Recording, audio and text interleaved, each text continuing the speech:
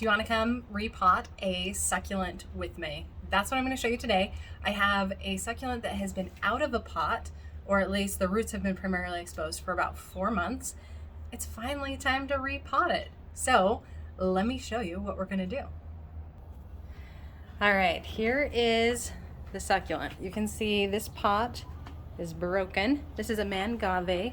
I've had it for at least 2 years, maybe 3. I can't remember for sure. But what I wanted to show you is about 4 months ago, almost exactly, it got knocked over on our front porch because it's in this super tall, skinny pot. And I have left it there, well, not right there, but I've left it unpotted, as you can see, since then. So it has done surprisingly well. If we come back and look here, so this is when it got knocked over in June, and then I have watered it, not quite a dozen times since then. So in 4 months, it looks like the average watering is every 14 days.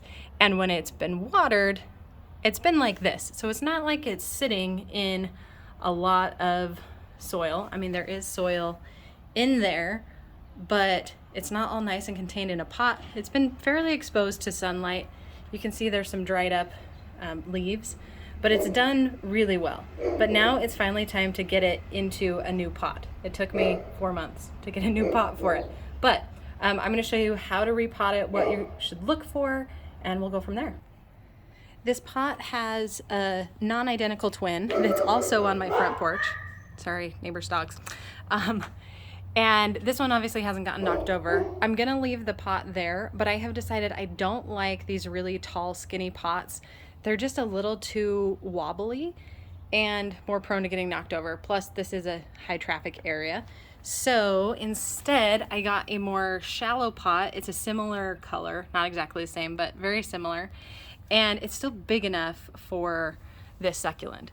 So one other thing I wanted to point out, after it got knocked over, I moved the pot here, and you can see there's a stain on the concrete from it sitting flush on the concrete. So what I'm gonna do is I'm gonna actually plant the succulent right here where I want it. And I'm gonna use these, they're called invisible pot feet, to go underneath it.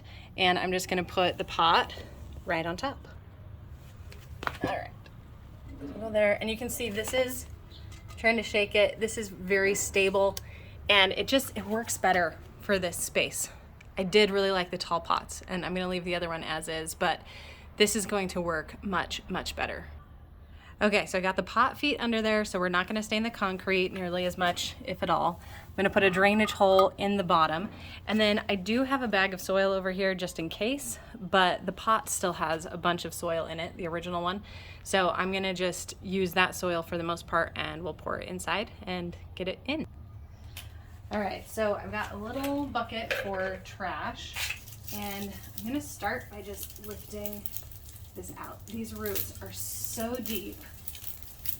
You can see all the soil falling off. So we'll go back and sweep this up when we're done. Oh, and hey, look at that. I was gonna talk to you about this, but a little baby Mangave came off. I'm not gonna pull off any other babies. That one just came off on its own because most of them are very small still. You can see they're just barely coming out, and they're just not big enough where I want to take care of them on my own, on their own. So I'm gonna leave them in, but I am gonna pull off some of this dead plant material and try and freshen it up, give those babies a little bit more room to grow.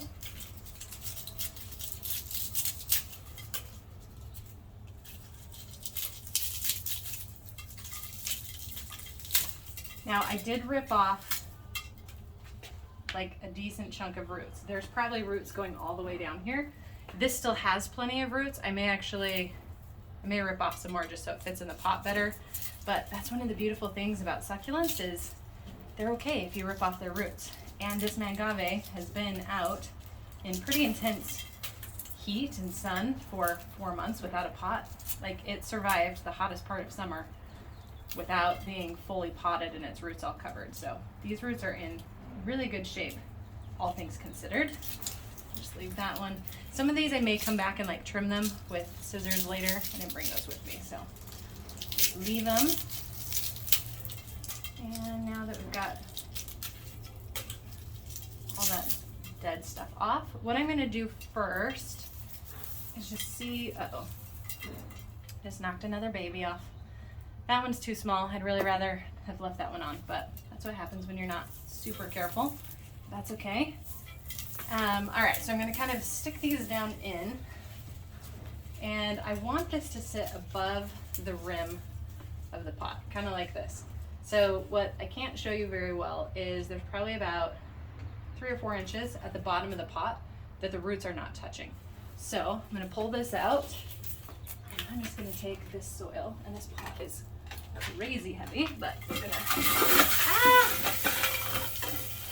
well, this crack went all the way through. That was fun. Oh, the unexpected things. Wow, we got about nothing in there. Woo, okay.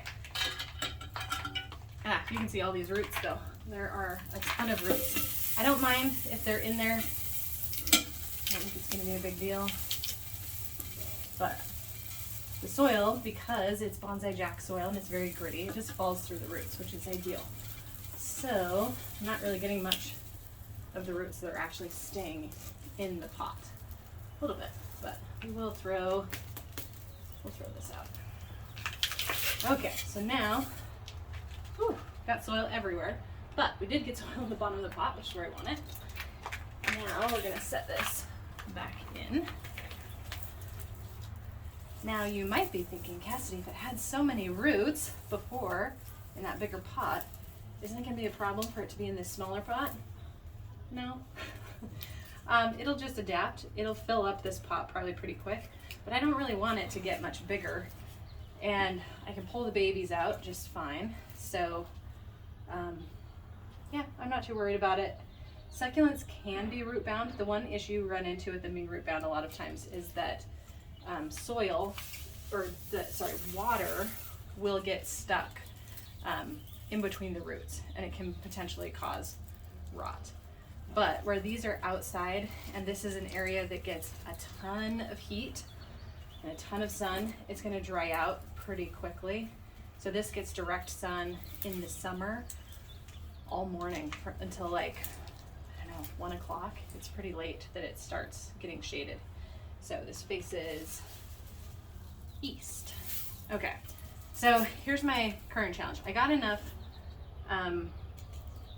soil in the bottom that now the roots are touching where I want them to, but because I'm one person, getting the soil in here is a little bit tricky. So I need to go grab a big scoop, and I'll be right back.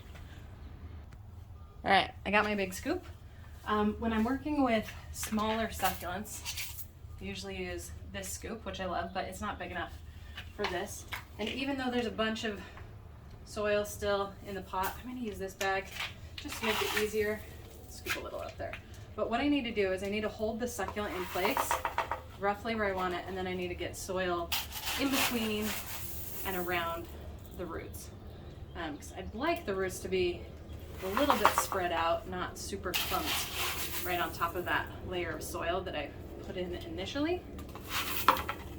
So with a big succulent like this, it can be a little bit trickier to do it yourself, but it works.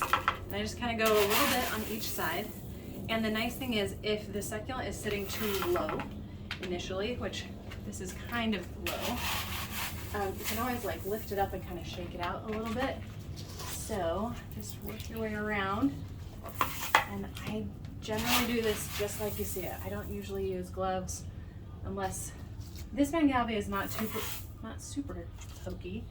A lot of agaves are. They have actually pretty intensely sharp spines on the end, so just pay attention to what kind of plant you're working with and cover your skin appropriately. All right, this is actually filling in pretty well. Just gonna give it a little wiggle, help things settle. Smaller pots, you can get a chopstick in there, poke it down and get all the like air pockets and bubbles out, get the soil right in between the roots. It doesn't work quite as well with big ones, but you could, I suppose. That is too much work for me for this particular plant. So what I'm gonna do, I am gonna put in a little bit more around the edge, but I also know that this is gonna settle when I first water it. I'm not gonna water it today because I don't water succulents the day I've planted them. That tends to cause some problems with the roots. They're more likely to rot because they're all broken and exposed. Kind of like how you want to sterilize a wound before you put a Band-Aid on it. With your succulents, you want to let the wounds dry out before you water. But there it is. I think that's how we'll leave it. I have some top dressing. Oh yeah, that does not wiggle at all when I pound it. Anyway, just trying to help some of the soil settle, but it seems to be doing pretty good. So I think we'll leave it at that. I'll need to come back and come back and clean up all this soil, put this stuff away. I am gonna try and repair this pot. I don't know if it'll work, but if you guys are familiar with the Japanese pot repair technique called kintsugi, they actually use like a gold something to repair things. I'm not going to do a real kintsugi. We're probably just going to get some construction adhesive and put it back together, and then I'm going to paint over it gold. I'll probably show you that process. But I really like that pot, so I'm going to keep it and just see if we can get it to look decent. But again, I didn't want it here. I want it somewhere that's up against a wall that is not going to easily be knocked over. So somewhere where it's less likely to be tippy. So I'll get this all cleaned up. And oh, one other thing. All right, so I showed you this in the beginning. Every time I do something with one of my succulents, I record it in the Succulent Tracker app. So for here, I'm gonna mark that I repotted it into the small round pot. Apply that, and then I'm also gonna take a new picture. Tap here, nope, tap on the camera, there we go. And get a new picture. You can tell I use very, very fancy photos here. I'll probably take one once I've cleaned it up and made it look nicer, but now I at least have it so that everything is in there and I'm not worried about, oh, did I take a picture that day or not? And then it's all on the same day. So you can kind of see the progression here. I'm hoping it'll get back to that really nice deep purple color. It should with time, but it feels so good to finally have that repotted. Like I said, it's been 4 months in the works that I've been trying to get this thing potted up, but it's been ignored. So if you have any questions about repotting, feel free to post them in the comments. We also have like a full step-by-step tutorial, all the things to help you prep and get ready for this in our Successfully Growing Succulents course.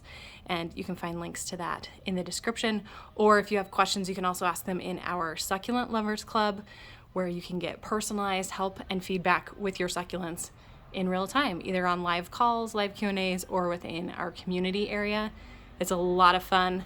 We have some really great people in there, and it's a really helpful place to get more information about your succulents specifically. And occasionally we also do workshops and things, so lots of fun stuff in there. But all the links are in the description. Thanks for watching. If you liked the video, be sure to give it a thumbs up, hit subscribe, share it with all of your succulent loving friends, and I'll see you next time.